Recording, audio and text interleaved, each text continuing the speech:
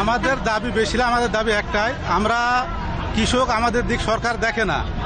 আমরা বিভিন্নভাবে সার কিনি সিন্ডিকেটের মাধ্যমে, সার সরকার এক রেট করে দেয়, আমরা কিনতে গেলে আর রেটে কিনি। তারপরেও অনেক নির্যাতন সহ্য করে আমরা কৃষকের ঘরে জন্ম নিয়েছি, আমরা কৃষি ছাড়া অন্য কিছু করতে পারি না, তাই আমরা কৃষি চাষ করি। চাষ করার মানে এই না যে আমরা সবার কাছে জিম্মি হয়ে থাকবো।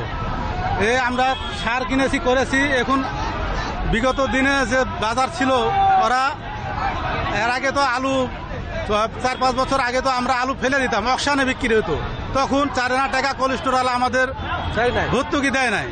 আমরা শুধু আলু বিক্রি করে টাকা না পাই, পরবর্তী তারা মোবাইল করে আমাদের ডাকে বলে যে আইসো তোমাদের কাছে আমাদের কিছু ঋণ আছে দিয়ে যাও।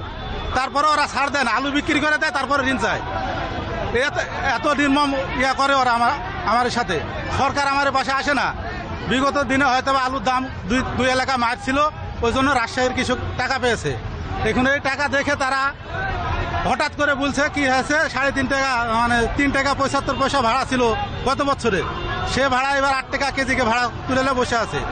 এই ভাড়া যদি ওরা আমাদের মাথার উপর চাপায় দেয় তা আমরা তো কিছু পাবো না। এবার তো এমনি আমাদের কৃষকের লস হবে। আলু বেশি চাষ করেছে কৃষকে, বিষের দাম বেশি, সারের দাম বেশি, 25 থেকে 30 টাকা কেজিকে ভিআইপি পড়ছে আমাদের।